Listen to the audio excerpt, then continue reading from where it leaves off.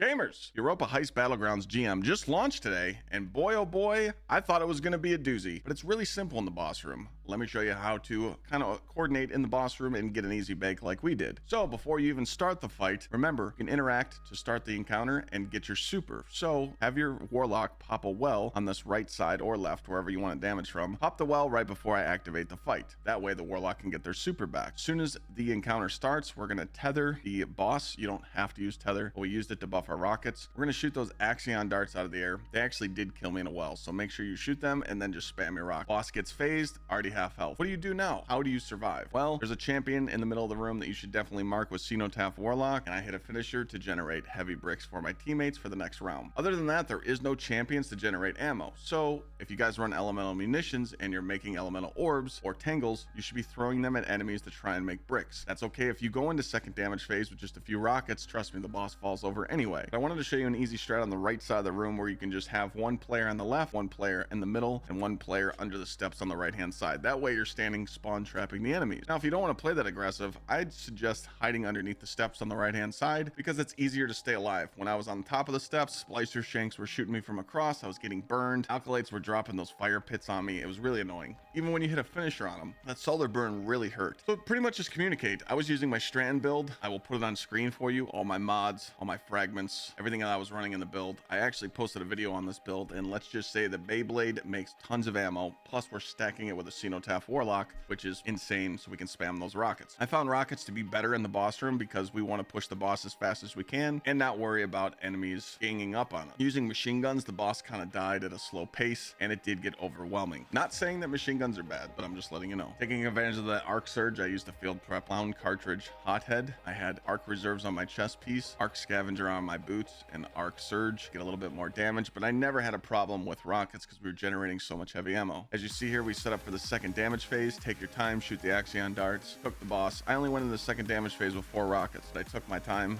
and I made sure that I hit my shots and killed the boss. So how do we get to that boss? Well, when I started, I realized I didn't want to mess with the lasers. I didn't want to get blown up, so I just went to the left. And when I ducked down and reset my counter so I didn't get my teammates blown up, I found out that I could just suspend that knight right in front of me on the left side, throw my suspend grenade, and then use my air dive and suspend the next knight. So we just ran past those ads. If you want to do the encounter any differently in the opening, go for it, but I found a way to just sneak by and run. Going into the first room in the GM, you're going to have long range, close range, and medium range, so be careful. You can get laned really easy. I wanted to just make sure that we took out the champions right away. When those ads crumbled up like that in groups, I wanted to make sure that I could throw a tangle at them or make a Beyblade to attack them to generate more ammo. The more ammo I can generate being on my build, the more I know that I could spam. And you could tell your teammates, hey, please spam as much heavy as you possibly can to take out these groups. Your warlock should be focusing on shooting as many orange bars as they possibly can because that's going to give them their well the fastest. Doing any damage against targets is going to charge their super faster. Once you see that the shanks are spawning in front of you, we like to put our well right in the middle of this room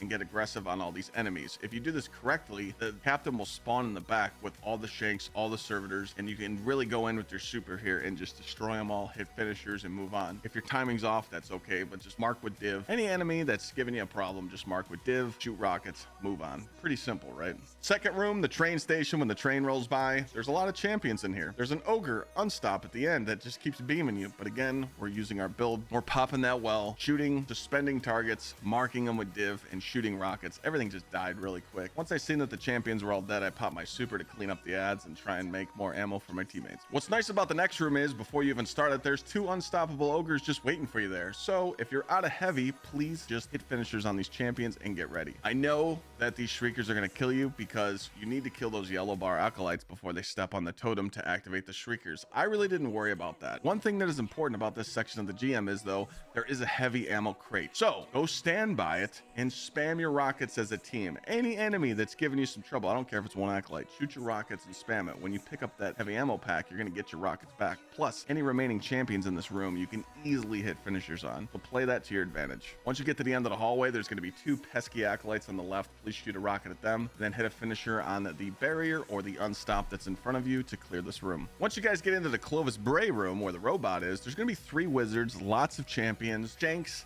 and a lot of stuff that can shoot you. Well, take out the 2 barriers at the doorway to clear a path to this right side. We're going to jump up, pop a well, and we're immediately going to go after the witches.